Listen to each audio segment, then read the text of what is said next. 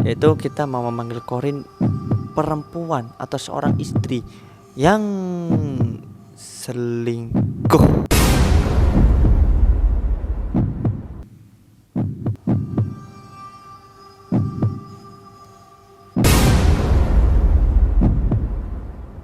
Dengar-dengar, maaf ini ya, yang katakan tadi, yang dipertanyakan Mbak Devi tadi, mbaknya pas masa hidupnya itu suka selingkuh ya, suka nemplok laki-laki sini, suka nemplok sana, laki-laki sana gitu.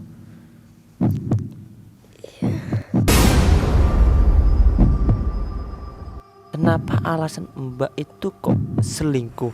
Biasanya kan selingkuh ini ada faktor-faktornya. Karena suami saya miskin. Mbak itu gak ada pemikiran bahwa selingkuh ini, mbak sebenarnya tahu gak sih selingkuh ini sebenarnya dosa? Tahu. Saya tinggal buta. Saya dibutakan oleh harta.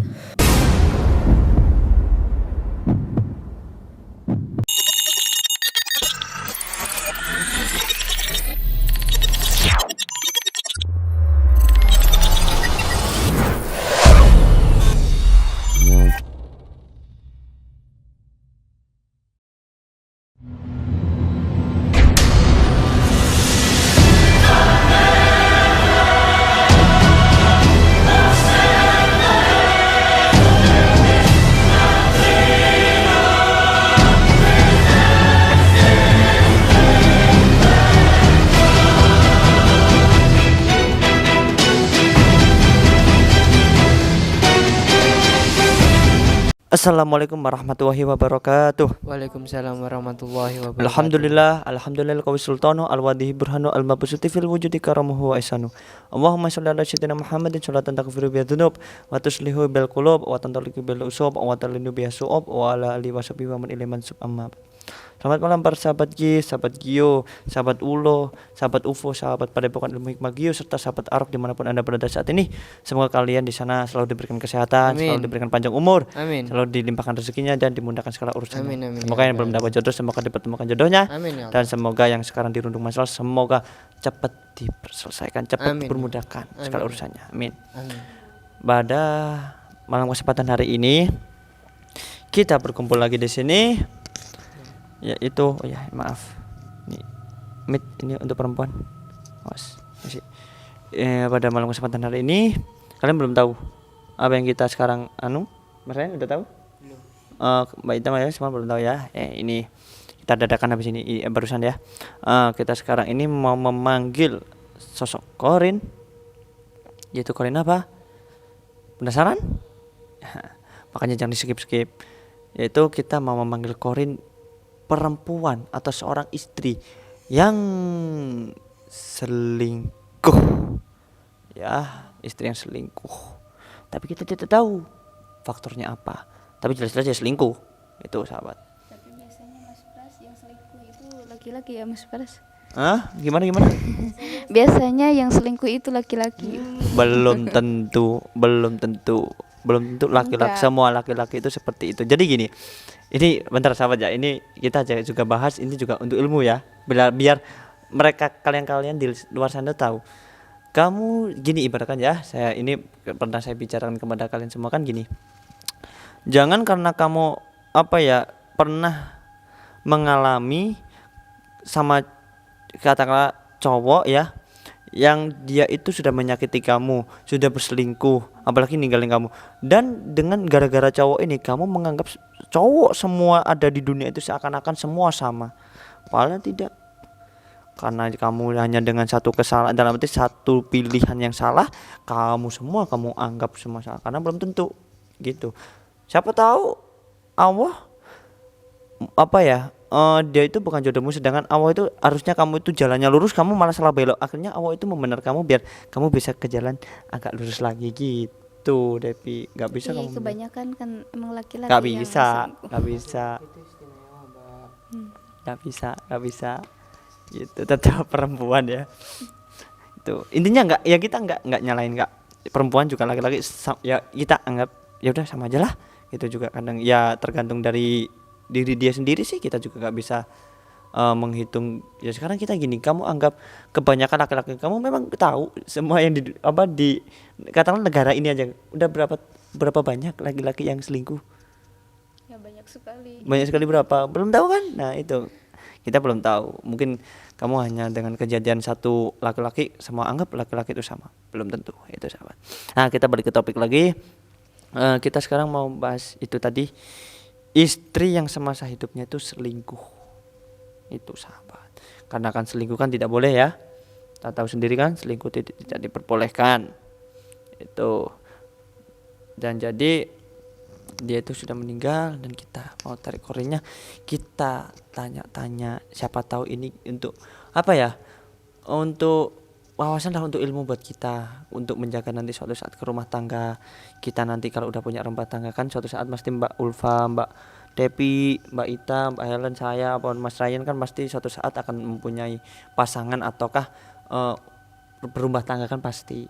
Ini itu untuk pelajaran kita gimana untuk cara nanti kita di saat berumah tangga kita itu mengatur keharmonisan kita itu biar setiap masalah bisa diselesaikan dengan baik, dengan kepala dingin. Jangan menyelesaikan masalah dengan laki-lakinya ada masalah kamu cuek acuh tak acuh, pada akhirnya laki-laki ya milih, pasti ya milih selingkuh lah itu. Jadi selingkuh itu juga ada faktor, jangan 100% menyalahkan laki-lakinya juga, karena pasti laki-laki selingkuh itu pasti ada faktornya juga. Dan juga sebaliknya, perempuan selingkuh juga pasti juga ada faktornya. Tapi kecuali kalau suami udah mencukupi, udah berusaha gini-gini tapi istri tetap selingkuh, lah itu beda lagi ya. Sebaliknya gitu, apa aduh ya Allah, laki-laki selingkuh ya, kalau perempuan tidak bisa memuaskan suaminya ataupun mencukupi kebutuhan suaminya, ya wajar saja. Kecuali perempuan ini udah mencukupi, udah berusaha, udah semaksimal mungkin, tapi laki-lakinya tetap itu beda lagi. Walaupun sebenarnya laki-laki ini walaupun perempuannya itu belum bisa mencukupi gini, tapi jangan sampai selingkuh. Karena selingkuh itu walaupun alasan apapun, selingkuh itu tetap tidak diperbolehkan ya. Kecuali laki-laki nikah lagi, kan 3 kan sunnah Rasul kan. Ya itu. Loh, kan seperti itu. Daripada sekarang kalian pilih gini. Gimana? Lebih baik suami kalian selingkuh, apalagi dengan sepengetahuan kalian, tanpa sepengetahuan kalian selingkuh di luar sana padahal tanpa ikatan, sama saja zina kan ya.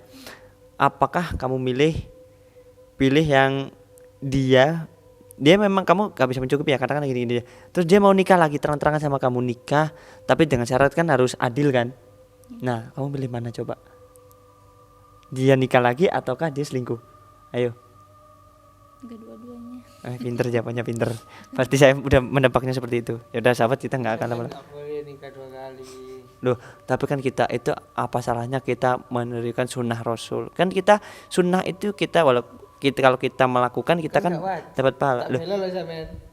Loh, tapi kan gini, apakah sekarang gini, kita kan umat kanjeng Nabi. Siapa sih nggak pengen mengikuti ajaran-ajaran Nabi? Lah ini kan termasuk sunnah. Kan apa salahnya sunnah itu kan? Kita kan di sini di dunia ini kan sebenarnya kita juga mencari pahala untuk bekal nanti kita di akhirat nanti.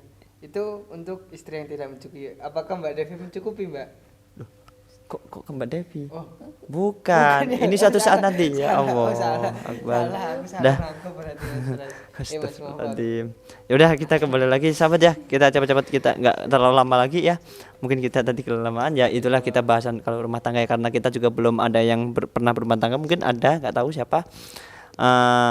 Mungkin kita lebih baik kita langsung tanya saja ke langsung salah satu korban, ya kan? korbannya siapa di sini? Ya kan, kita masukkan ke Mbak Helen dan kita tanya langsung aja ya, buat untuk ini nanti pelajaran buat kalian, pembelajaran ya.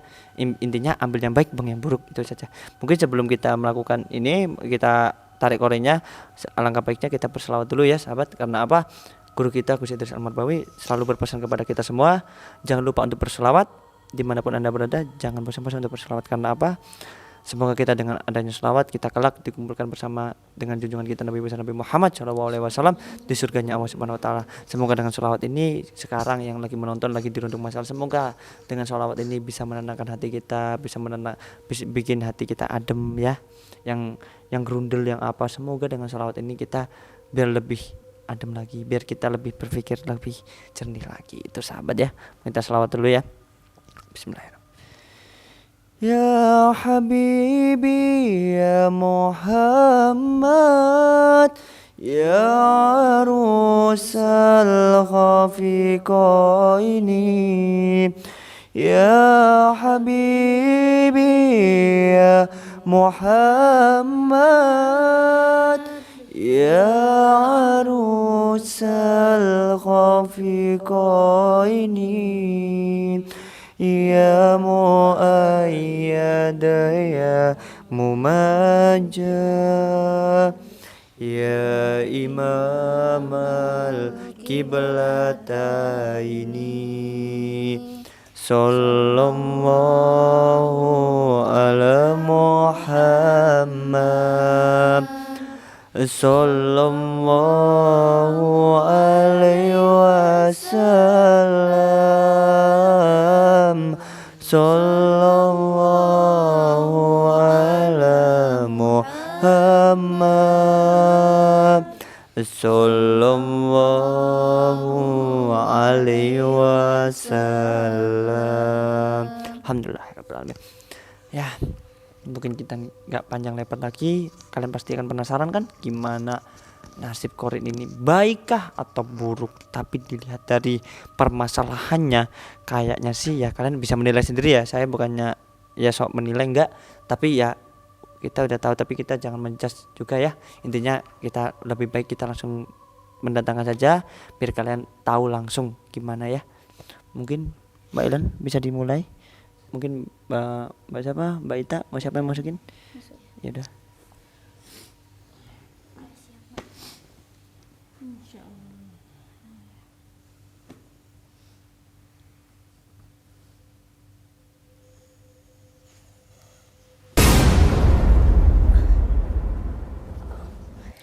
Assalamualaikum.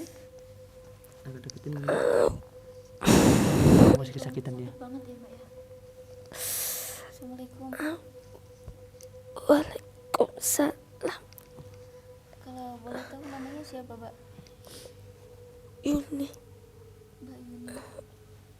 Kesakitan gitu, Mbak. Kenapa? Mungkin kita bantu dulu ya, biar nggak terlalu kesakitan banget ya. Mungkin kita bantu dulu Al-Fatihah. Kita semoga bisa meringankan apa yang dia rasakan sekarang ini ya. Namanya siapa tadi? Mbak Yuni. Iya.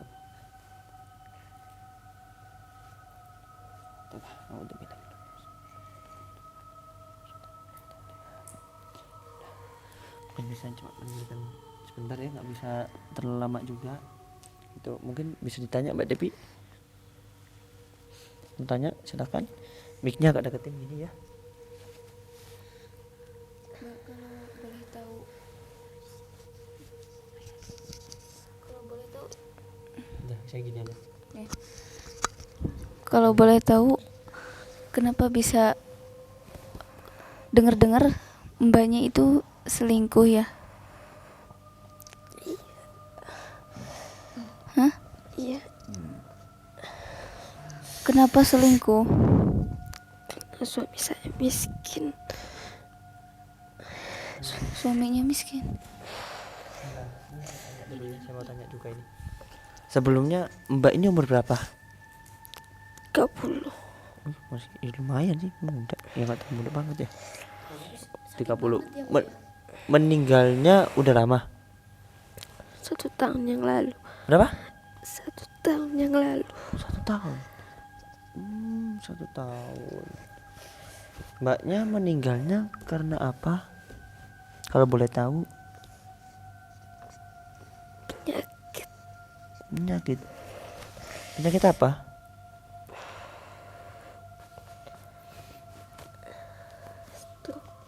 Oh, Udah berapa lama sakitnya, Mbak? Sakit udah lama. sakitnya udah lama tapi meninggalnya baru 1 tahun ya. Ini mbaknya ya, walaupun mbaknya sambil nahan sakit ya, apa mbaknya itu dengar maaf ini ya yang katakan tadi, yang ditanyakan Mbak Depi tadi, mbaknya pas semasa hidupnya itu suka selingkuh ya, suka nemplok laki-laki sini, suka nemplok sana, laki-laki sana gitu. Astagfirullah. Kayaknya kesakitan banget Mas Muafa, gimana Ya, nih? nggak bisa karena memang ya ini udah hukum alam ya, gimana ya, orang yang ya seperti saya biasanya katakan seperti kemarin-kemarin ya, apa yang dia tanamkan di dunia itu ya akan menerima hasilnya setelah dia meninggal nanti lah, tergantung dia menanam apa semenjak di dunia itu. Kalau dia menanam keburukan ya maka dia akan didapatkan setelah meninggalnya, bahkan detik-detik meninggalnya ya akan merasakan semua itu. Ya kita bukan ngejudge tapi sudah ya udah banyak sih ya, hukum-hukumnya juga. Bahkan ya kalau ini tadi saya lupa mau bilang, di Arab itu dihukum malah sampai dikubur setengah gini Mas Ryan ya. Di kayak dikubur cuma dirajam lah ya, dirajam sampai dilempar batu ya, tapi batunya nggak boleh gede-gede ya. Batunya cuma kecil-kecil biar dia itu merasakan siksaan itu di dunia, belum siksaan di akhirat itu betapa kejamnya itu. Duh, jadi nggak tega ngelihatnya.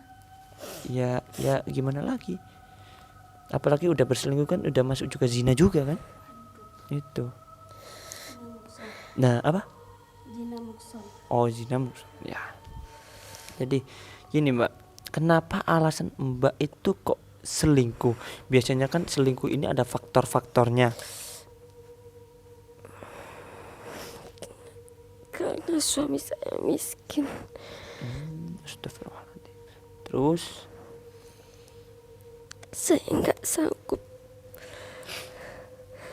punya suami yang miskin, tidak punya apa-apa.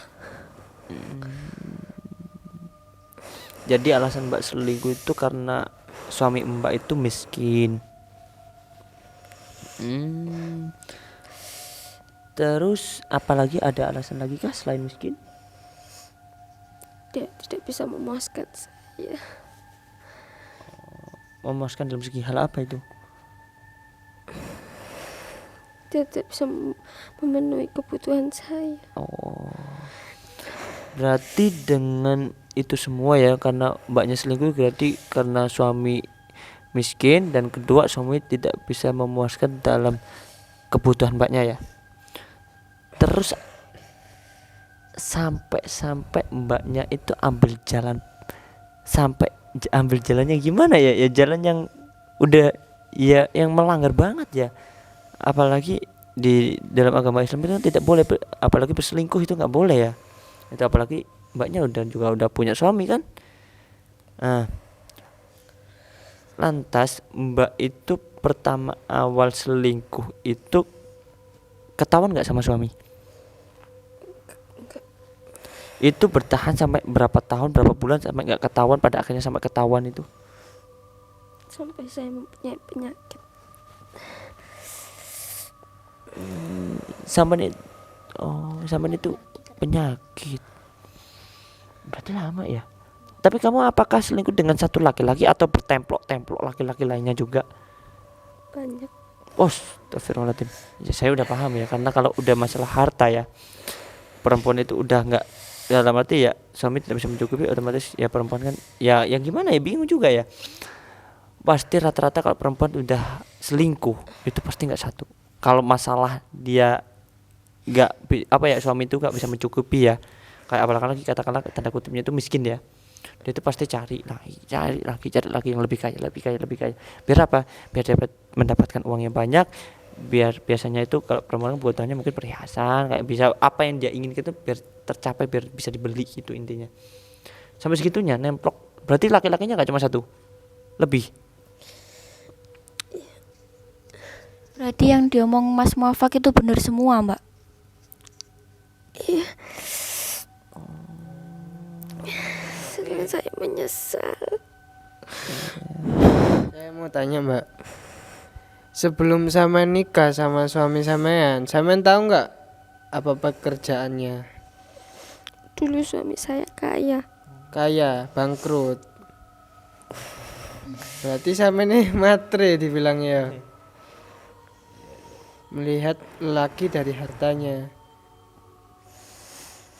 Mencintai lelakinya karena harta, bukan karena ketulusan dari hati. Iya. Iya benar. Iya.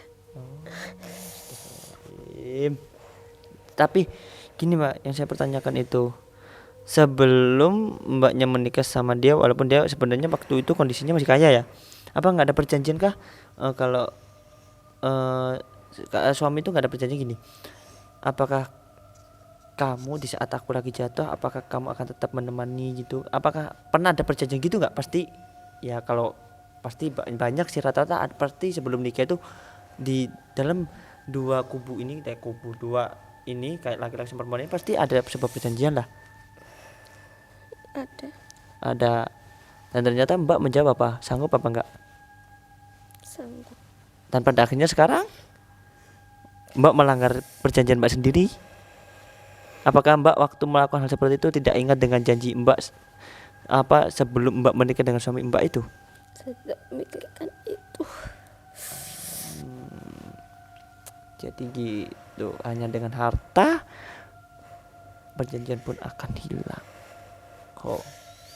Ya. Harusnya di situ kayak wanita diuji. Ini wanita solihah nggak gitu kan biasanya kalau ketika suami nggak punya harta gitu. Kalau bisa tetap ya berarti solihah, kalau enggak ya berarti ya apa Mbak namanya? Ya. Tapi mungkin gini, mungkin di saat itulah sang istri akan diuji kesetiaannya. Itu ya mungkin gitu.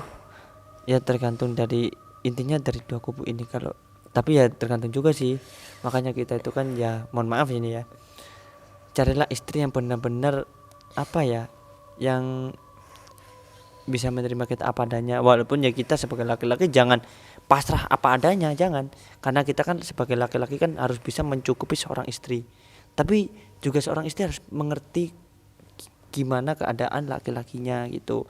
Jadi sebenarnya mudah sebenarnya, tapi saya belum pernah merasakannya. Tapi kalau saya dengar dari teman saya yang udah nikah itu sebenarnya mudah. Apalagi yang perempuan itu gini bilang, kita itu menerima gaji dari laki-laki walaupun seberapapun yang saya terima itu sebenarnya saya udah seneng. Yang penting suami saya pulang kerja dengan keadaan sehat walafiat. Itu yang sebenarnya. Kalau bener-bener cewek itu mencintai, perempuan itu mencintai dia dengan tulus hati loh ya. Sebenarnya cari itu seperti itu. Ya harta pasti kita butuh lah ya, cuma jangan sampai dengan harta kita saking menonjol ke harta, suami kita bakal kita sia-siakan, bahkan kita buang karena cuma gara-gara dia tidak bisa mencukupi. Ya wajar, memang perempuan itu butuh dicukupi, tapi jangan sampai melakukan hal seperti ini, contohnya selingkuh. Jangan sampai, kan bisa dibicarakan baik-baik, Mas saya butuh ini kan pasti bisa. Jangan, kenapa harus sampai ambil jalan selingkuh gitu. Atau kalau Mbak itu nggak ada pemikiran bahwa selingkuh ini, Mbak sebenarnya tahu nggak sih selingkuh ini sebenarnya dosa? Tahu. Saya tinggal buta. Saya dibutakan oleh harta.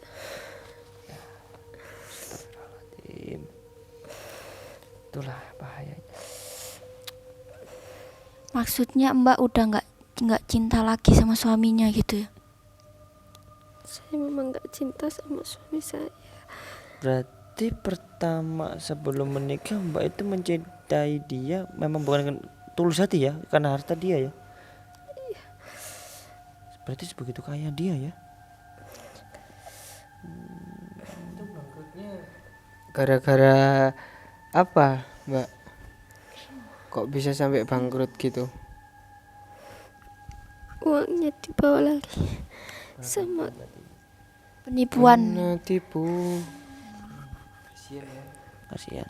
Tapi sebenarnya di saat di suami jatuh itu seharusnya ya, di saat jatuh-jatuhnya suami itu seharusnya Mbak sebagai istri itu harus bisa mensupport suaminya untuk agar supaya suami itu bangkit lagi untuk mencapai dalam arti usaha lagi itu, dalam arti apa ya, mensupport biar laki-laki ini biar gak ngedon, karena di saat suami itu lagi ngedon banget, disitulah perannya perempuan yang harus benar-benar bisa gimana caranya laki-laki ini biar semangat lagi.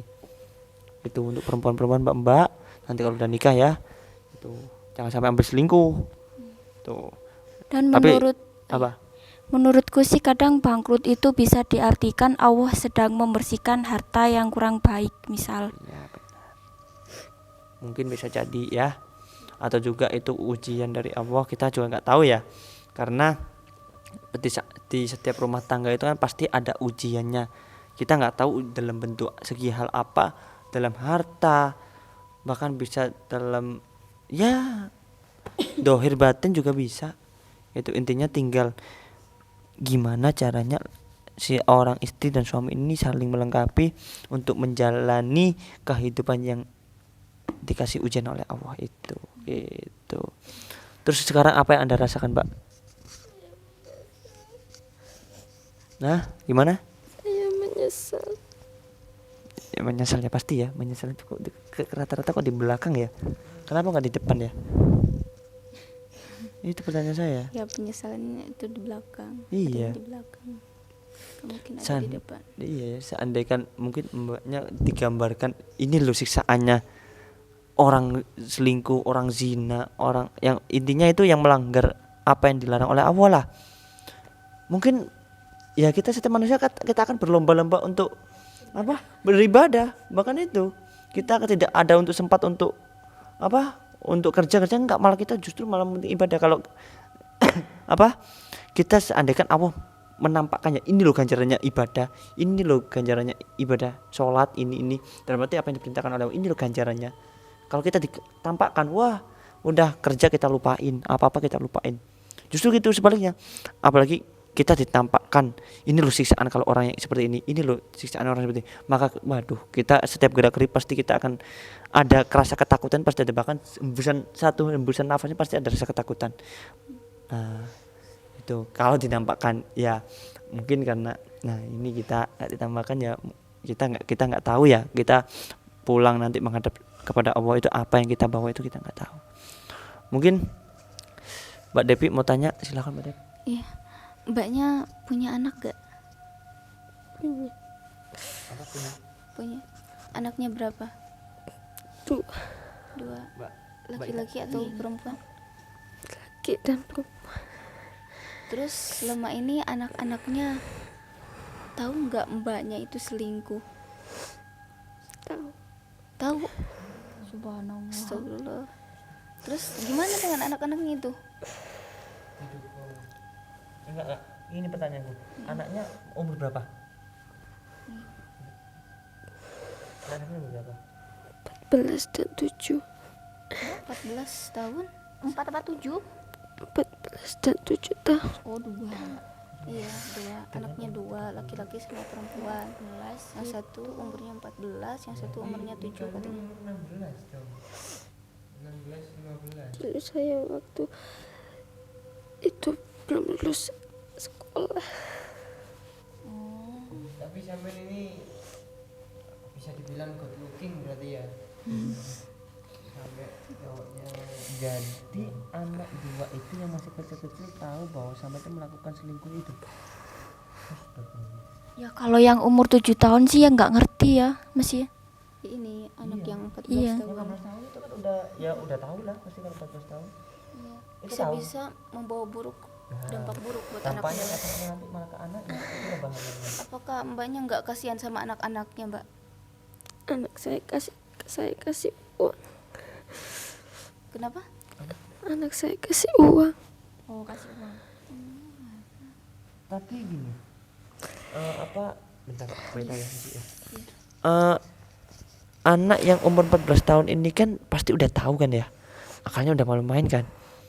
Dengan mbaknya berselingkuh itu, apa tanggapan anak yang umur 14 tahun itu? Dia sempat marah kepada saya karena saya selingkuh. Tapi pada akhirnya dia mendukung ataukah menolak? Menolak. Saya tidak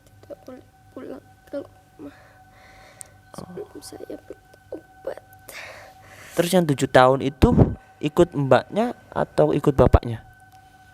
Saya tidak membawa anak sama sekali. Berarti nggak bawa anak sama sekali, berarti waktu itu mbak sempat berarti pergi dari rumah dong kalau selingkuh itu. Oh, pergi dari rumah itu dalam keadaan udah cerai atau belum? Oh, belum. Waduh, hobel ya. Udah selingkuh dan juga keluar tanpa izin suami. Waduh, udah. Astagfirullahaladzim. Ya gimana lagi kan, udah double dan dia kan. Terus mbak itu sebenarnya tahu nggak sih hukumnya keluar tanpa izin seorang suami dan selingkuh itu sebenarnya tahu? Tahu kan? Ya mungkin pasti karena harta yang banyak dan juga mbaknya pasti tergiur oleh itu sehingga apa ya? Sehingga itu apa yang dilarang oleh Allah mbak langgar gitu ya. Aku tahu kan, itu dibaca seperti itu rata-rata. Dan sekarang mbaknya udah menerima apa yang mbak lakukan selama semasa hidupnya kan? Gimana? Menyesal.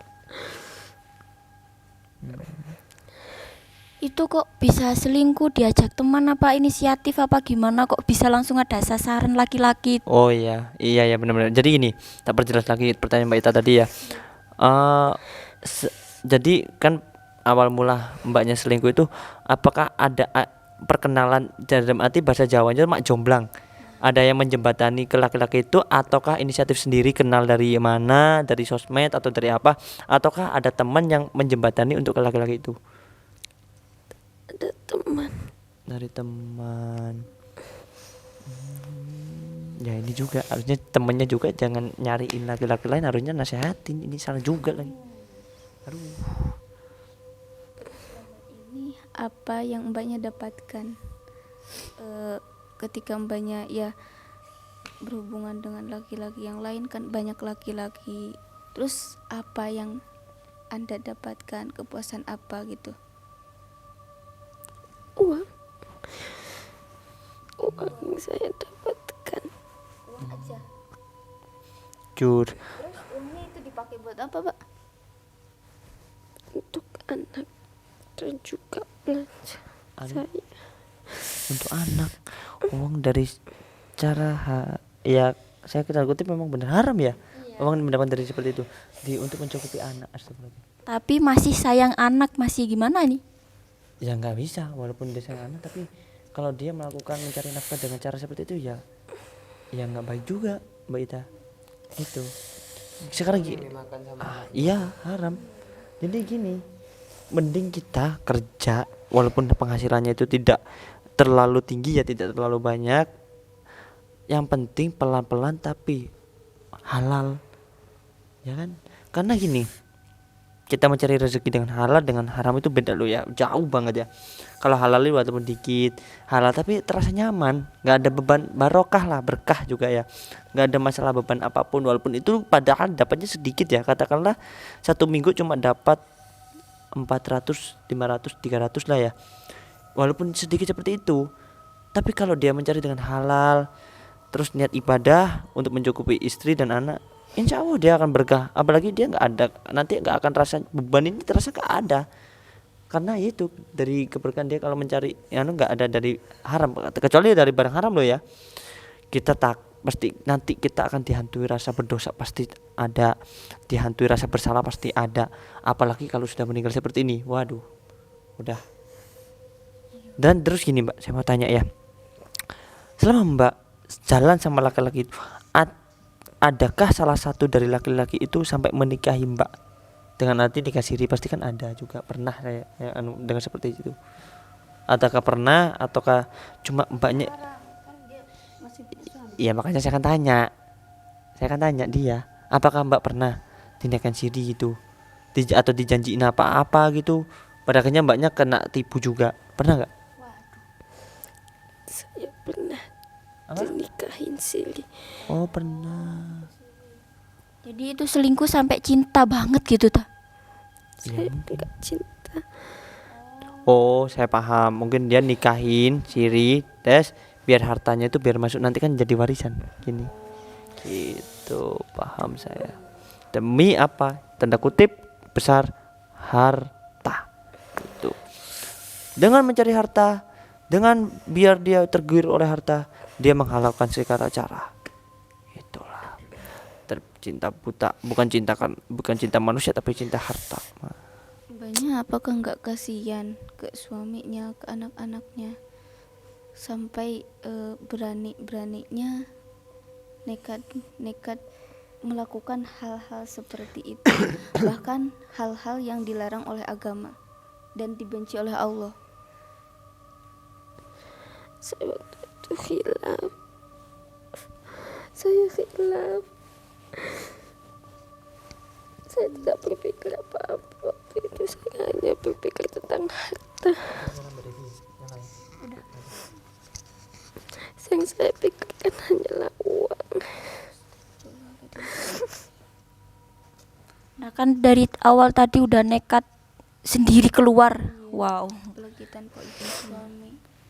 Kan harta itu, kebahagiaan itu tidak selalu dengan uang, Mbak. Uang itu bukan segalanya, tapi dengan kita kalau misalnya kita punya keluarga, terus keluarganya itu harmonis, walaupun penghasilannya itu enggak besar, tapi yang penting antara suami dan istri itu sejalan, punya tujuan, dan intinya rezekinya itu berkah juga, insya Allah bakal barokah. Ya, intinya kita mencari keberkahan, mencari keridhaan Allah Subhanahu wa taala gitu. Apa yang dirasakan mbaknya menyesal dan menyesal. Seandainya Mbak dikasih kesempatan untuk hidup, mau dipergunakan untuk apa? Seandainya, tapi nggak bisa ya. Nggak bisa kembali. Dan emang ada di saat itu kan itu bangkrut kan Mbak, bukan tidak terpikir kayak di luar nalar kan. Awal nikahnya itu kayak kaya banget, terus Tapi kan masalahnya gini ya, masalah kan gini, dia dari awal kan dia tadi bilang dia cinta suaminya bukan karena tulus dari hatinya tapi karena harta. Dia kan pertama kan dia gitu, ya udah, mungkin suaminya juga nggak tahu ya, mungkin suaminya karena tulus cinta sama dia, sedangkan ternyata dia bukan cinta dia karena dengan tulus hati, malah dengan harta. Ya suaminya nggak mikir, mungkin nggak ada kecurigaan sama sekali ya, saking cintanya kepada seorang perempuan yang diidamkan gitu. Aduh, di tengah-tengah perjalanan ada gelombang yang sangat besar yang menerjang keluarga mereka. Pada akhirnya salah satu dari mereka ada yang nggak kuat itu, dan akhirnya akan jadi seperti ini. Gimana lagi wes. terus, aduh, Allah tolong nggak bisa. Bingung siapa jawab, maksudnya ada yang tanya ini, Kita kasihan. hanya bisa bantu doa aja. Kirim Al-Fatihah buat mbaknya. Mbak siapa namanya? Mbak Yuni. Emang meninggalnya karena apa? Sakit stroke. Itu karena gejala apa? Maksudnya penyebabnya apa? Ya, kalau kita pikirin ya, kalau masalah sakit itu ya mungkin udah ya sebelumnya gini, Mbak ada apa ya dari sebelum Mbak menikah atau ke masih kecil itu ada penyakit turunan dari orang tua nggak?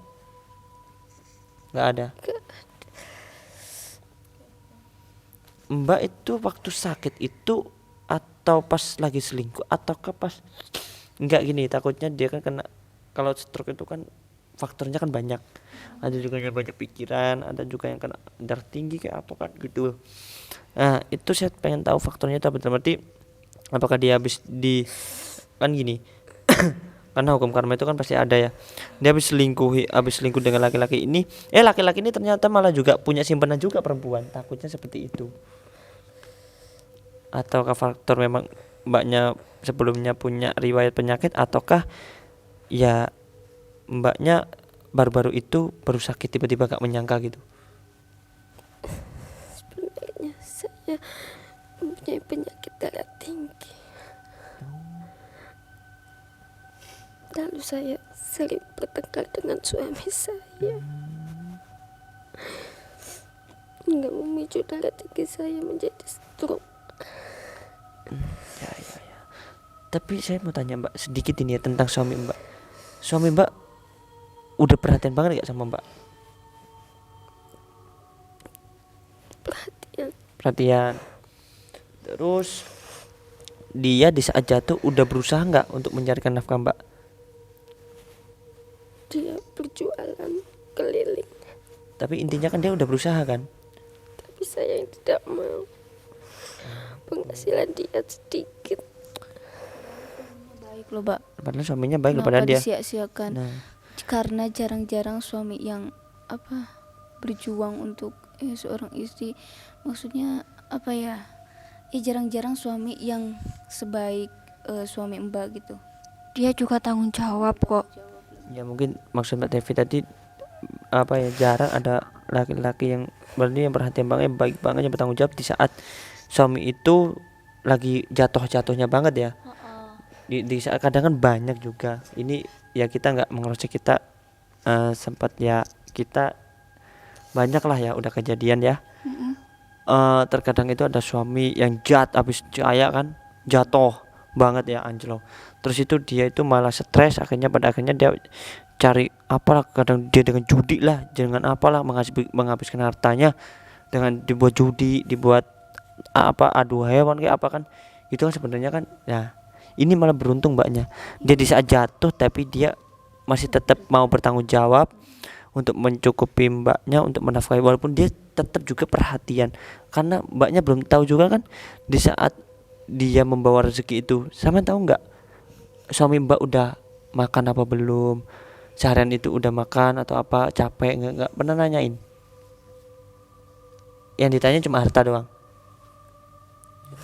Karena Mbak, kalau suami yang nggak bertanggung jawab itu biasanya kalau habis bangkrut itu melarikan diri ke luar negeri tak kemana gitu. Jadi anak dan istrinya itu udah wis Kalau iya. ke luar negeri masih bagus ya untuk bekerja. Heeh. Yang jeleknya itu malah habis bangkrut ngedown, dia malah jual barang-barangnya dibuat judi. Waduh, Itu kalau kan, Mbak, itu itu yang jelek banget. Tapi ini sungguh beruntung loh mbak sebenarnya. Tapi ya gimana lagi ya, sekarang udah udah nasi udah menjadi bubur ya. Tinggal gimana caranya dia udah menikmati bubur itu ya ini. Ya udah ya nasib sebenarnya kita mungkin ya udahlah, kasihan banget ya. Mungkin ya ambil pelajaran sahabat ya dari kejadian ini. macam-macam kehidupan. Macam-macam kehidupan lah ya. Ya mungkin Mbak, ini terakhir ya. Saya mau tanya, seandainya kan Mbak dikasih hidup lagi itu, Mbak apa yang Anda pengen lakuin yang belum sempat Mbak lakuin waktu masa hidupnya, dan pengen merubah sikap apa yang pengen sebelum Mbak itu meninggal?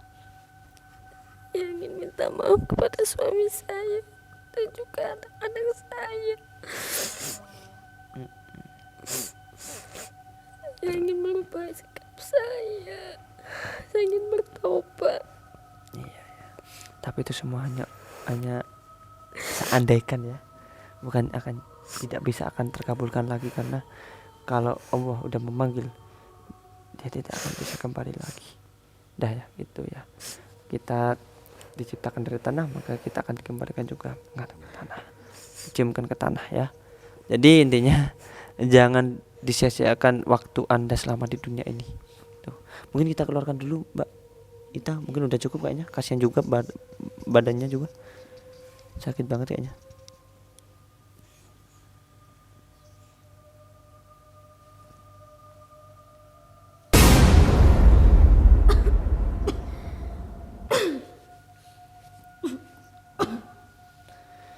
Ya itulah sahabat ya, ambil sekalian udah tahu gimana kondisi dia, yang inilah kondisi tadi Korin tadi semasa hidupnya yang berselingkuh, apalagi dicampur dengan dia setiap keluar rumah tidak tanpa seizin tanpa seizin seorang suami ya, itu double udah. Jadi sahabat, kita ambil pelajaran dari kejadian video ini tadi, ambil hikmahnya ya. Intinya ini pesan ya, ini bukan untuk para sahabat-sahabat di luar sana, ini juga nanti suatu saat untuk diri saya sendiri. Intinya ya kita itu jadi ya, seorang suami pun juga seorang istri harus saling mengerti juga pertama, dan kedua untuk seorang istri ya, di saat suamimu lagi jatuh, disitulah peranmu harus benar-benar dibutuhkan oleh seorang suami. Di saat suamimu jatuh udah ngedon, apalagi dari pertama awal naik akhirnya jatuh, karena memang setiap keluarga itu, setiap rumah tangga pasti ada ujian ya. Jadi disitulah peran seorang istri yang benar-benar dibutuhkan oleh seorang suami.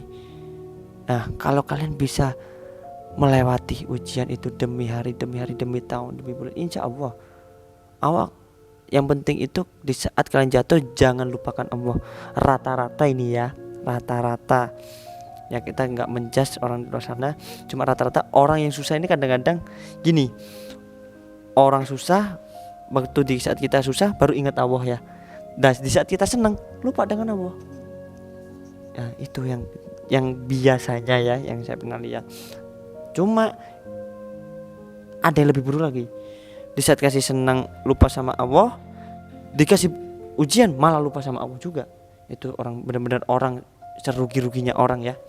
Kalau bisa di saat kita senang kita ingat Allah, di saat kita susah kita ingat Allah, itu yang Masya Allah. Kalau bisa begitu insya Allah di setiap kita ujian yang kita hadapi, setiap kita hadapi, kalau kita semakin dekat kepada Allah, insya Allah Allah akan mengabulkan Allah akan memberikan apa yang hambanya minta. Walaupun tidak dikabulkan di dunia, siapa tahu kita dikabulkan pas waktu kita udah meninggal nanti. Karena apa? Terkabulnya doa kita itu sebenarnya itu malah di dunia ini tidak apa-apa dibandingkan di akhirat nanti. Di dunia ini hanya sementara. Kita sampai kapan sih hidup di dunia itu? Kita nggak tahu. Kita tidak menang tua, tidak menang muda. Kalau Allah sudah memanggil, kamu waktunya pulang. Ya udah. Tidak, kamu mau bersembunyi di lubang semut, lubang buaya pun, lubang manapun, kamu akan tetap menemukan kematian. Jadi sebelum kalian menemukan kematian itu, kalian apa yang kalian akan bawa, bekal apa yang kalian bawa nanti untuk menghadap Sang Pencipta yaitu Allah Subhanahu wa taala. Itu. Jadi intinya kalian, nasib kalian di akhirat nanti tergantung apa yang kalian tanam di dunia ini. Itu juga.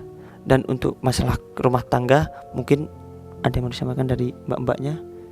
Kalau menurut saya itu ya, dari rumah tangga ya, intinya jaga benar-benar, seorang istri juga harus saling mengerti, suami juga harus mengerti. Intinya saling kerjasama, saling mensupport, itu aja. Mungkin Mbak Tepi. Kesimpulannya, istri solihah adalah sebaik-baik perhiasan di dunia, dan istri solihah yang bisa sabar ketika dalam keadaan suami jatuh. Udah, itu aja. Pesan dari saya, dalam menaungi atau menjalani sebuah rumah tangga itu sangkut pautkanlah semuanya sama Allah Subhanahu wa taala. Ketika ada masalah, sangkut pautkanlah semuanya karena sama Allah Subhanahu wa taala. Kita dikasih ujian itu tandanya Allah sayang sama kita. Ketika Allah menguji, Allah itu pengen tahu sebagai sejauh manakah kita sabar, sejauh manakah kita bisa kuat dengan ujian yang Allah berikan itu. Karena ketika kita bisa sabar dengan ujian dan cobaan yang diberikan oleh Allah Subhanahu wa taala, maka di sanalah Allah akan mengangkat derajat kalian itu insyaallah. Dan mudah-mudahan jika ada banyak hikmahnya, mudah-mudahan kita bisa ambil hikmah dari kisah tadi, dan mudah-mudahan bisa ada manfaatnya untuk kita semua. Ya mungkin cuma Di saat kita diuji, Allah itu rindu dengan kita. Karena apa? Allah sangat suka dengan tangisan manusia. Dengan diuji, kita akan lebih mendekatkan diri pada Allah. Disitulah cinta Allah pada kita. Kalau ada kata, mohon maaf. Mas Ryan, ini yang ditunggu-tunggu para sahabat ini. Kok udah? Ini kayaknya Mas, ini dari kita ini kayaknya yang paling ngebet ini Mas Ryan mau nikah ini kayaknya. Itu. Amin. Doakanlah cepat nikah, walaupun Anda lebih muda dari saya, tapi doakan cepatlah nikah. Intinya itu sahabat ya. Oh iya. Tuh, kok saya? Bukan. Bukan ya? Bukan. Jadi itu sahabat ya, iyalah, udah nanti itu belakang. Jadi itu sahabat ya. Intinya semoga kalian di luar sana yang sudah berkeluarga, semoga kalian diberikan rumah tangga yang sakinah mawaddah warahmah ya. Amin. Keluarga yang bahagia. Itu intinya. Di sana intinya kalian itu teruslah berdoa, semoga kalian selalu dijaga oleh Allah, rumah tangga kalian selalu dijaga oleh Allah. Itu ya. Kalau ada masalah curhatkan. Ya, curhatkan, saling dibicarakan dengan baik dan bersandar selalu. Saya berkata bersandarlah kepada Allah. Setiap rumah tangga ataupun masalah pribadi apapun Anda benar-benar sangat berat banget, bersandarlah kepada Allah. Tuh, Allah itu sebenarnya di sepertiga malam kita, jam 12 kayak jam berapa gitu ya, malam ya, salat tahajud itu. Sebenarnya jam sepertiga malam itu Allah itu mencari mana sih hambaku yang masih ingat padaku, di mana sih hamba saya yang menyebut nama saya, ada apa enggak gitu. Nah, di situlah sebenarnya di sepertiga malam itu. Kalau kalian sahabat-sahabat di luar sana yang ada masalah berat banget, bersandar yang baik itu adalah bersandar kepada Allah. Jangan bersandar kepada manusia, karena bersandar kepada manusia itu adalah nanti takutnya membawa kekecewaan. Itu sahabat ya. Mungkin itu aja sahabat dari kita. Apabila ada kata-kata yang salah dari kita semua, mohon maaf sebesar-besarnya, karena kita hanya manusia biasa yang tidak luput dari kesalahan dan khilaf juga. Karena di sini kita sama-sama belajar untuk menjadi lebih baik lagi. Itu sahabat, apabila di video ini ada yang baik, ambillah yang baik. Kalau ada yang buruk, buanglah yang buruk. Intinya kita di sini membuat video ini untuk mengedukasikan kalian bahwa ini loh, kalau kita langgar larangan Allah, inilah kalau kita menaati perintah Allah. Itu saja, kita mengedukasikan yang lebih baik ya. Intinya kita tujuannya baik untuk sharing-sharing ilmu. Dan ini juga ya, sekarang banyak di awal-awal Desember ini banyak bencana-bencana ya. Semoga di sana yang sekarang tertimpa oleh bencana, semoga diselamatkan semuanya, dan semoga tidak ada korban jiwa, dan semoga yang terkena musibah semoga selalu diberikan ketabahan ya. Mungkin di sini kita cuma bisa mendoakan ya yang terbaik buat kalian Anda semua. Mungkin cukup sekian. Al-Fakir Ma'afak Alimul Karim undur diri. Assalamualaikum warahmatullahi wabarakatuh.